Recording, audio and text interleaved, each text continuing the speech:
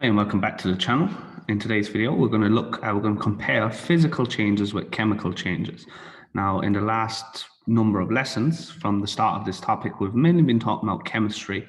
We've been talking about the periodic table, atoms, how atoms combine, how atoms form bonds and stuff like that. So we've been talking mostly, any of the changes we've been talking about are chemical changes. But last year, when you guys were in first year, you would have learned about physical changes. So before we begin today's lesson, we're just going to quickly recap a little bit on physical changes. And we're going to begin by looking at some questions. So I'm going to give you some questions to do. And I want you to pause the video and I want you to write down the answers, doing the best job you can. Again, a reminder that if you're not going to do the questions, you're not going to learn as much from this video. So this is an opportunity for you to retrieve the information that you need to know before we begin. So here are those questions. So what I'd like you to do is pause the video and then play when you're ready for the answers. All right, so a reminder now that you should only be watching, again, if you have tried your best to answer these questions. We're going to go through them now very quickly. They should definitely seem familiar. So what is a name of turning a solid into a liquid? So we're looking for the name of a process here. Now, if you hadn't a clue what this is about, I'm going to tell you the first one, and then that might prompt you. I'm going to give you another opportunity to pause. So name of turning a solid into a liquid. If we want to turn a solid substance into a liquid, say an ice cube into liquid water, we will call this melting. Okay, so if you didn't know what this was kind of asking, and now that I've showed you that one, what I want you to do is take another opportunity to pause and just try and do the next three.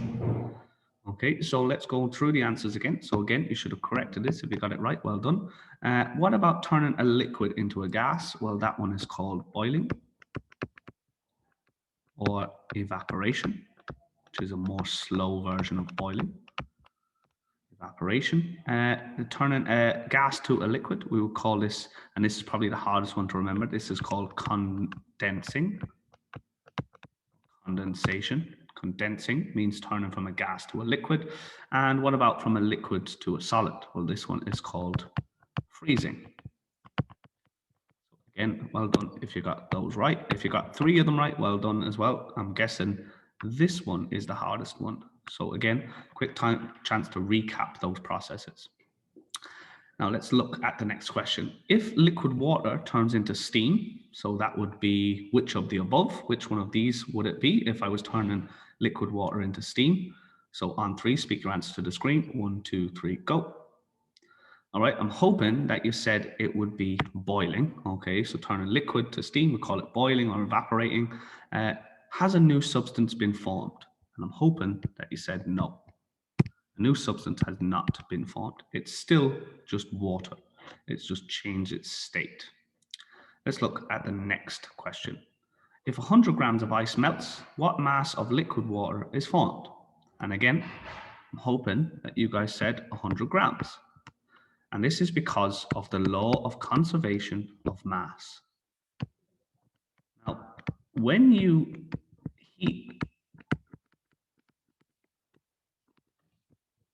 a solid and it melts and turns into a liquid, you're not destroying any atoms. All you're doing is heating them up. So you don't destroy them, you don't change them in any way. All that happens is that you basically give them more energy, and that does not change their mass. So there's still the same amount of liquid there, 100 grams. So again, if you didn't know that, now look at the next question. Pause the video and try the next one. Okay, well, it's the same kind of idea. You have 100 grams of liquid water and you boil it, turn it into steam. What are you doing? You're just giving the particles more energy. You're changing the state. You're not changing the mass. So 100 grams of steam will be formed. All of this was a recap of physical changes. So a physical change is one that does not result in a new substance being formed. All you're doing is changing the state. Now let's take a look at an example of that. So say we've got this container, and this container contains liquid particles. It could be water, it could be another liquid, it could be alcohol, doesn't really matter. This is a liquid. If we want to change its state, what we do is we take that liquid and we add heat, add energy. We transfer energy to it by heating. Transfer energy to the particles by heating. When we add heat, What we do is we give the particles more energy, transfer energy to the particles.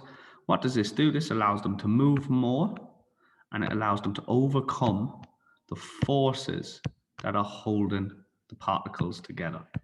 So these now are gas particles. Now, nothing else about the gas particles has changed. They're all still the same size. We haven't made them bigger. We haven't made them smaller. We haven't destroyed any of them. So there is still 1, 2, 3, 4. I started with 9. So 1, 2, 3, 4, 5, 6, 7, 8, 9. There's still 9 particles there. They're just more spread out because the particles have more energy. And they're not stuck together anymore because we've given them enough energy to overcome forces between them. Now, the thing about this is an example of a physical change. All of the atoms are the exact same size. They actually haven't changed size at all. They haven't changed size. They haven't changed particles. They're still just exact same particles. The only difference is that now there's more energy. There's more space between them. This is an example of a physical change. We haven't made a new substance. All we've done is change it from liquid water to gas water. Now, those do have names. We call this water and we call this steam, but steam is just really an everyday name. It's kind of like a nickname. Really, what we could call this is liquid water and gas water. That would be a way of thinking about it. Now, gas water has an everyday name that we call steam. And the thing about this is it's really easy to reverse this change, to reverse what we've done here. It's really easy to get back the liquid water. All we would do is take our steam and remove heat. Now, you remember when we learned about energy, we learned that heat always moves from hotter to colder. Moves from hot to cold. Heat energy, or energy always moves from an area where there's a lot of it to an area where there's not a lot of it. So what we do is take this hot steam and put it somewhere cold. So like up against a cold window or into a fridge or into a freezer. And what would happen is the energy would then flow from the steam where it's hot to the fridge or the window or wherever where it's cold. So we have removed heat from the particles, and that would cause them to go a bit closer together again, turn back. They start to stick together and form this liquid water again. Really easy to change. It's just heating and cooling. Another example of a physical change is taking something like this. So we've got a container, and in the container, we've got water. This is water. And of course, the water is made of particles. And if we were to take, so let's draw the particles. Now, these are obviously massively oversized, but you get the idea. Here's the liquid, or the water particles. Now, say we take this dish, and this dish has salt on it, a substance. Oh, I'm changing my mind. I'm not going to draw them that color. I want them to be quite different from the blue. I'm going to draw them green instead. Okay, so here are the salt particles. We take that salt, so this is salt, and it could be any substance that will dissolve in water. We take that substance, and we put it in water, and we mix it around.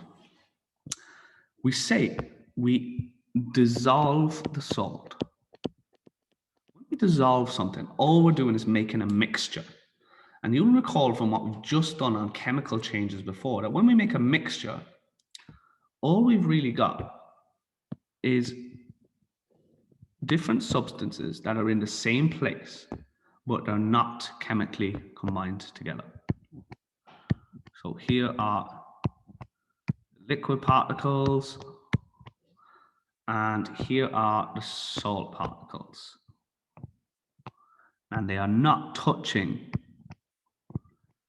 the water particles. Now you will notice that the salt particles are pulled apart from each other. So up here in the solid salt, the particles are connected to each other. They are all stuck together in one lump. And when we put them into the water, they are pulled apart. So they're not together in a lump anymore, in a collection, but they're also not chemically joined with the water. We haven't made a new compound. If we'd made a new compound, then the water particle would have to be physically joined with the salt particle. That would be a new compound. That has not happened here, and that does not happen when we dissolve stuff. All that happens is that they kind of spread around and mix with the water. They don't make a new substance.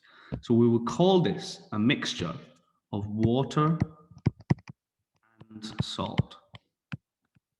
Water and salt, or what we call sometimes a salt solution. And a solution means a mixture. Mixture where something is dissolved. But you'll notice again that we haven't made a new substance. So if we haven't made a new substance, this is not a chemical change. This is a physical change. So this is dissolving. And again, this can be quite easily reversed. We take this and we put it on a hot plate. We heat it up. And what happens is the water will boil at its boiling point, which is about 100 degrees, and they will start to evaporate.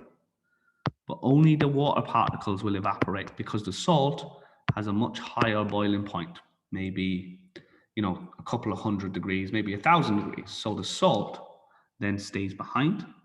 Salt particles stay behind because they don't boil, and they get collected again at the bottom together in a lump or a collection like that. The water evaporates and the salt stays behind. So easy to reverse. So let's compare these changes again. We've got physical changes, physical versus chemical. These are for changes. What are the similarities and the contrast between these two things? Physical changes versus chemical changes. Well, one similarity that we've seen is they both obey the conservation of mass. So the physical changes obey conservation of mass. It's like if we take when we said if we take 100 grams of liquid, it's going to form 100 grams of gas, and so on. Okay, well, chemical changes also obey conservation of mass.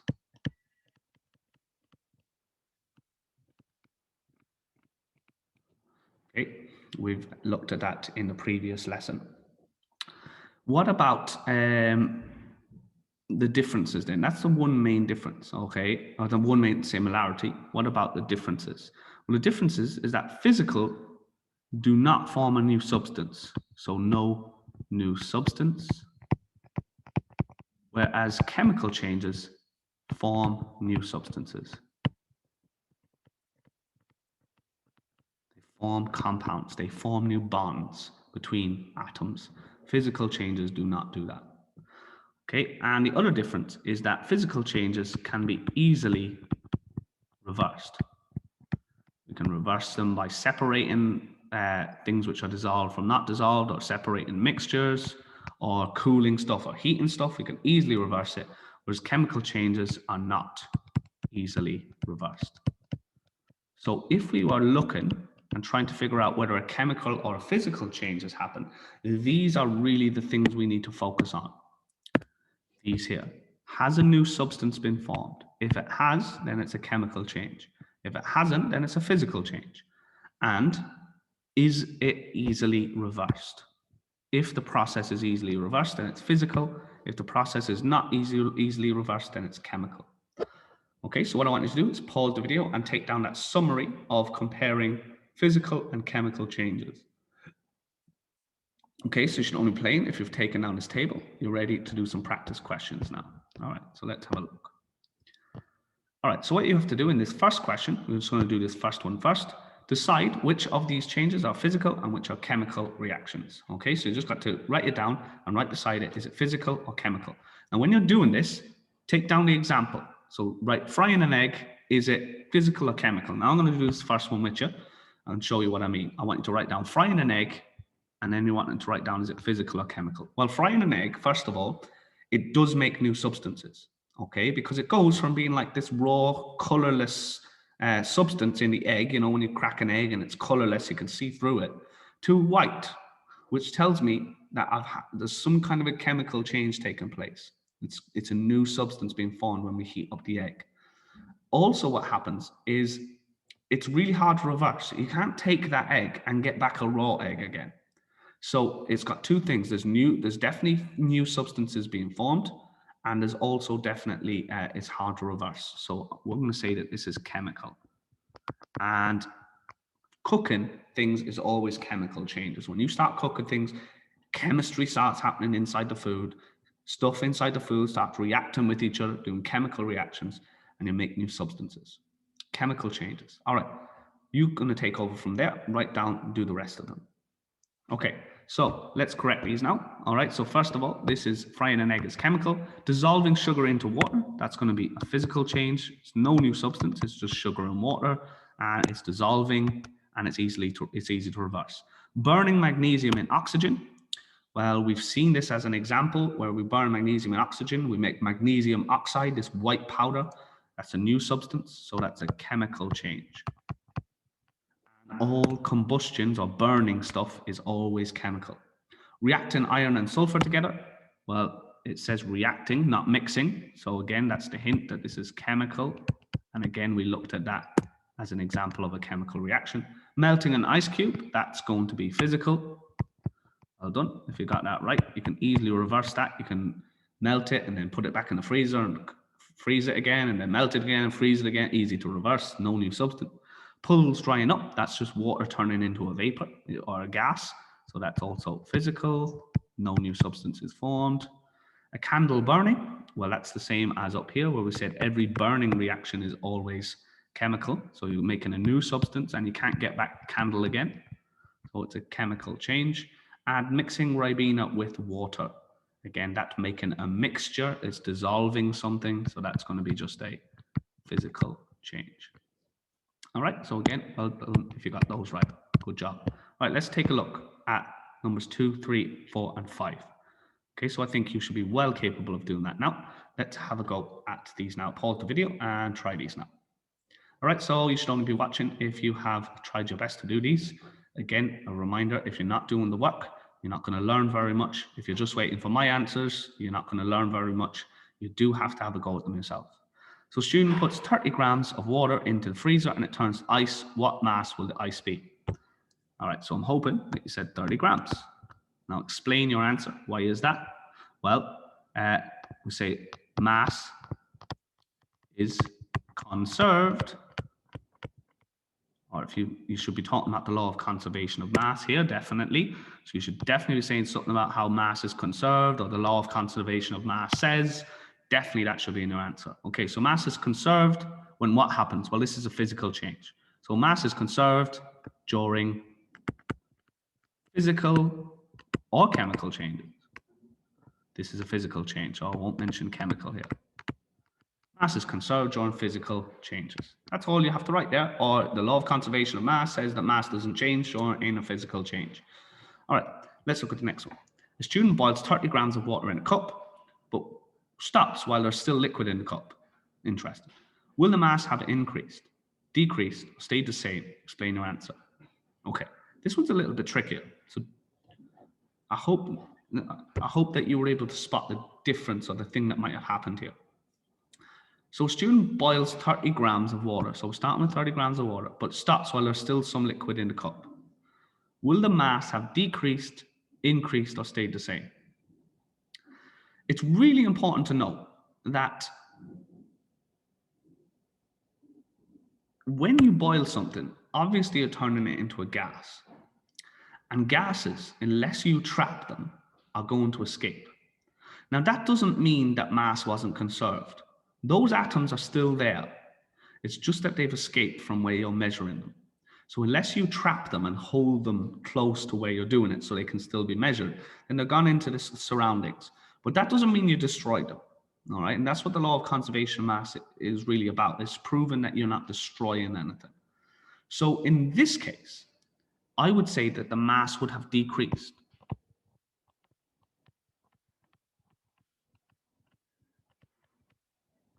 Why is that? Well, the steam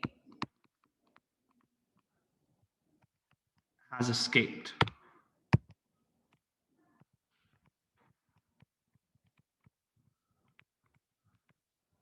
The mass is not being measured. So only what's left, the water, is being measured. Now,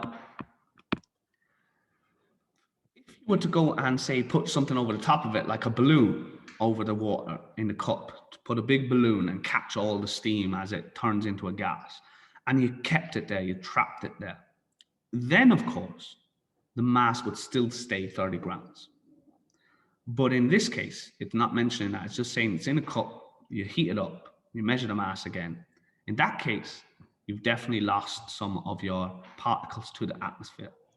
But we still wouldn't say that the law of conservation of mass, that law has been broken, because that substance, that matter still exists. It's just not in your beaker anymore, okay? In a chemical reaction, the mass is found to increase. What is most likely to have occurred? Now, again, you need to be thinking about the question before this. So if you didn't have an answer to this, now that I've gone through number 4, you should be able to answer number 5. What is likely to have happened if the mass goes down in a chemical reaction? So if you haven't answered this, pause the video and try it now. If you have answered it, take a look at your answer again and see how it fits in with number 4. Okay, so you should only be playing if you've answered number 5. What is most likely to have occurred if the mass is found to increase? So our mass is increasing in a chemical reaction. This goes back to our last video. Okay, if a mass changes in a chemical reaction, it's highly likely that a gas has been involved. Okay, so what's most likely to have occurred? A gas has been involved.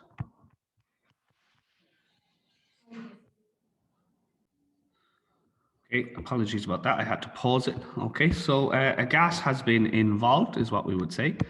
So if the mass has gone up, it's not that we've created any new atoms.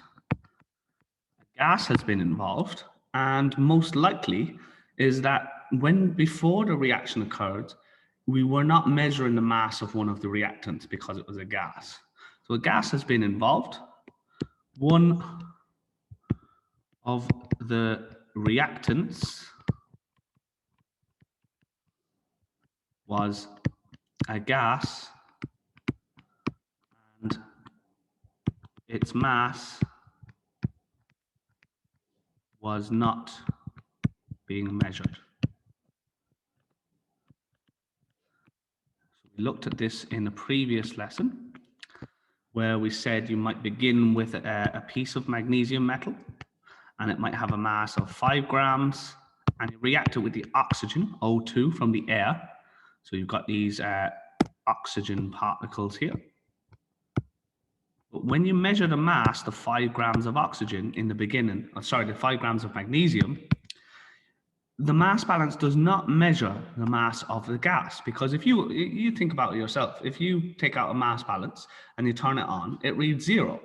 Now, it reads 0, but like there is gases above it, there's air above it, and it doesn't measure those gases. So that's why then when we mix them together and we make magnesium oxide, now it is measuring the magnesium and the oxygen atoms. So it might appear that it's gone up to say 7.5 grams, something like that. So it looks like you've created 2.5 grams of mass. Where did that come from?